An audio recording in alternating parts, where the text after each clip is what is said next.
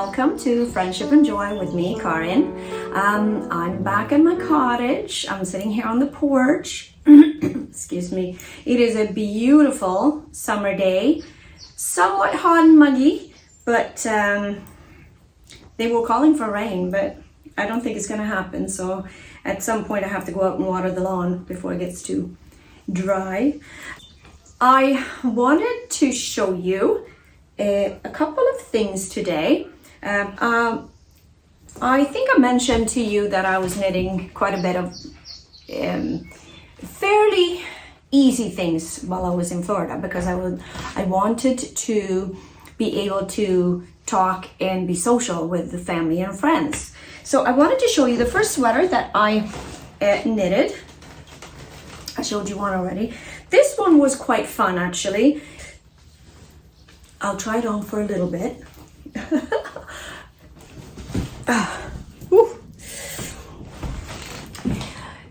So it is a fairly simple sweater to knit. It is mostly just stockinette knitting. It is a raglan sleeve, and you knit it top down.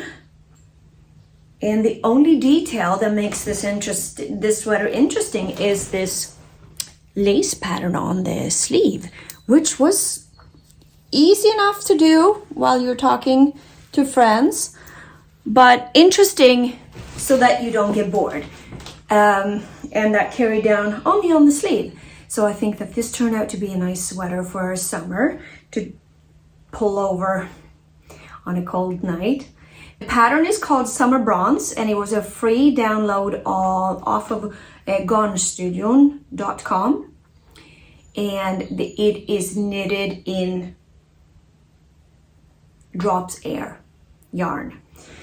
I actually don't have anything else to say about the sweater. It was nice, simple, easy, and I think it turned out okay.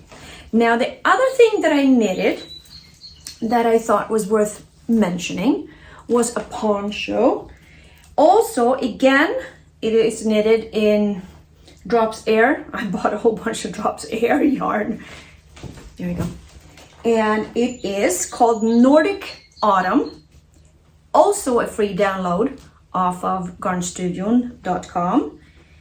And it looks like this. I'm wondering if I should put this on as well. A fairly nice and simple pattern, kind of traditional. This, and it has a little bit of a split here, so it's easy, you don't feel too restricted with your arms. I chose slightly different color.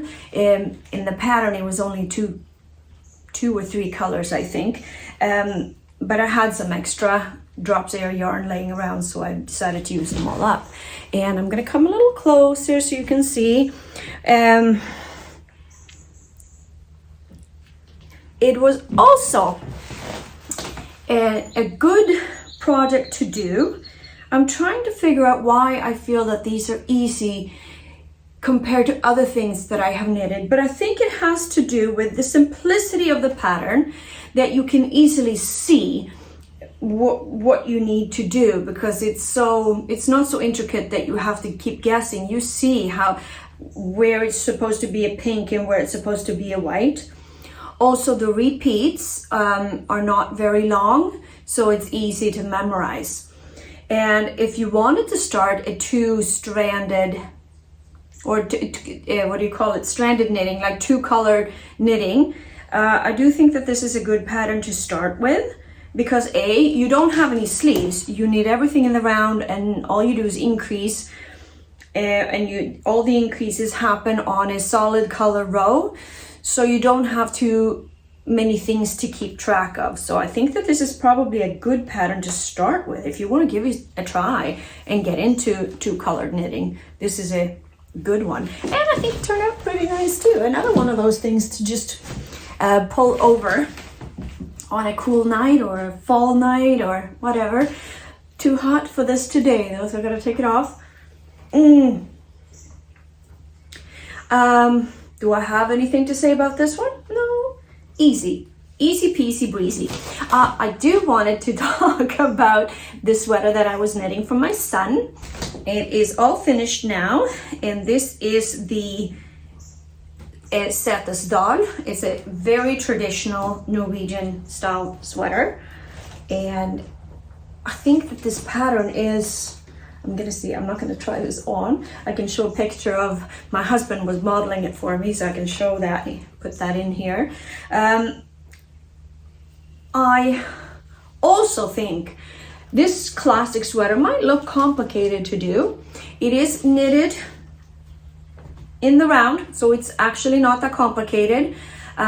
Knitting a bottom up raglan sleeve, raglan yoke here. It's fairly easy. So you knit the sleeves first, both of them, get that out of the way. I love that. When you get up to about here, you stop, and then you cast on for the bottom, and you knit up to here. You attach the sleeves, and then you continue knitting the yoke and doing the raglan decreases all the way up to here.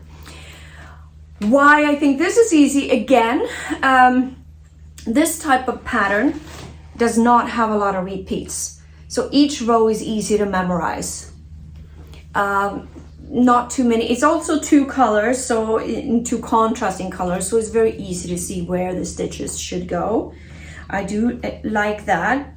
Once you get into the habit of knitting with holding the two strands in your hand, whether you knit English or continental, it becomes second nature and you don't even think about it. You just pick up the right color that you need.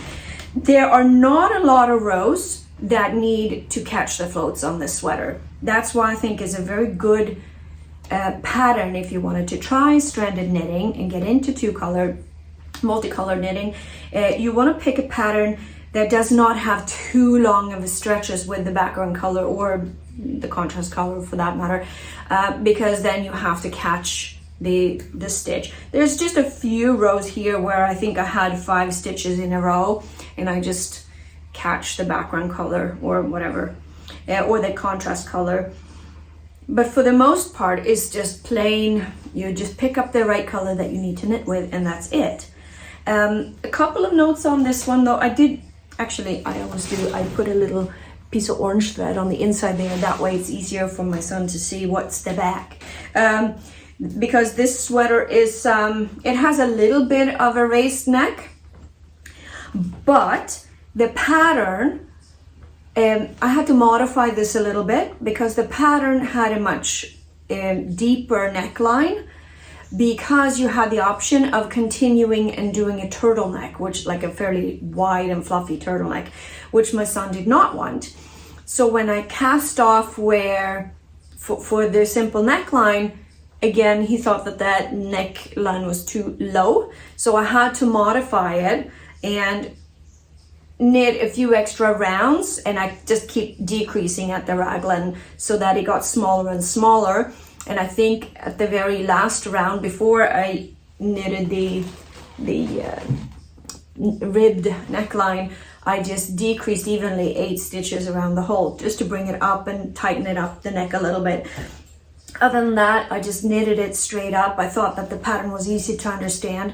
Again, I should actually mention it. It was a paid pattern. It was not free, but it wasn't very expensive. I think I bought it from Etsy. This sweater is called Setesdal, and it was by Katrine Hammer, I think it was. Katrine Hammer. I think she's a Norwegian designer. I'm not sure. I'm known to be wrong, so don't quote me on that. But anyways, even though I wrote all this down, I forget when I'm sitting down to talk about it. But I thought that this turned out to be a very, very nice sweater. So that's what I have made. Now, I am just going to pick up my little fluffy sweater here. This sweater that I'm knitting at the moment is it's the top down here. It's going to be a V-neck. It's kind of hard to see. I've just separated the sleeves here, and I'm going to continue with the body. and then I'm gonna go back and knit the sleeves after. And I think I'm going to continue with this hot pink, about the same amount as the lighter pink, and then finish it off with orange at the bottom. Kind of out there, but we'll see how that turns out. This is knitted 2 strands held together. I have a Cascade, a merino, 75% merino I think, held together with the kids silk haze. So you get that sort of mohair fluffy look to it. And a sweater like this, plain stockinette, the yarn kind of gets snagged a little bit because of the kids silk haze. This style is actually a lot harder to knit to make it look pretty, because you can see it will look better once I block this, but if I come up close, you're going to see that my knitting is a little uneven, because I've knitted back and forth a little bit. It is harder to knit plain and make it look nice and even, as opposed to knit the 2-stranded color, because that's more forgiving. I think anyways. I find it a little hard just to knit plain. Could also be that when you do knit just plain stockinette, get a little bored. I also tend to get a little sore because you do nothing but the same movement again and again and again. And I guess when I get a little sore, instead of taking a break and going to do something else, I just push through, and then maybe my tension is not the most even. But I want to get this sweater finished, and I need to get this sweater finished. And then after this one is done, I don't know what I'm going to do. I think I'm going to continue with something more interesting again. So I do some interesting, brain challenging patterns, and others a little easier. Oh, I forgot to mention that this sweater is by Petite Knits, and this one is called the Cumulus. I think it's called Cumulus blouse. Cumulus? I don't know. But I do think that Petite Knit has very, very nice shape to her designs. Like, they're very simple and elegant, I would say. There's not a lot of ruffles and fluff. It's just plain basic. But her knitting is beautiful. We'll see how this turns out. Yeah, Petite Knits, she does a lot of good, plain, good old-fashioned, a lot of mohair, a lot of nice wool sweaters. Not a lot of, she doesn't do any color work, I don't think, mostly just plain. She has a couple of striped sweaters, but that's about it when it comes to color.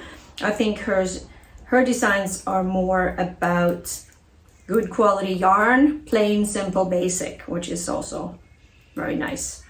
Other than that, I don't have a whole lot more going on. I'm just enjoying my time here at the cottage. I have a little emo here with me to keep me company until the family comes back out. And I'm just gonna knit away on this beautiful, hot, muggy summer day. And that's pretty much it for today. Until next time, take care, happy knitting, bye.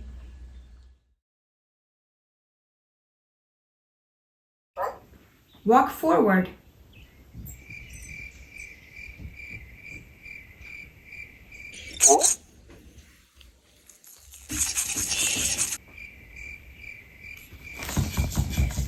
No.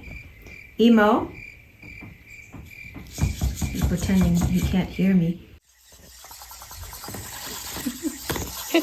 What are you doing? Emo.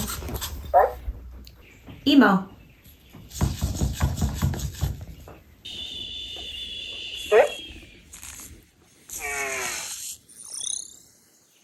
Emo. No, oh my God, he's ignoring me.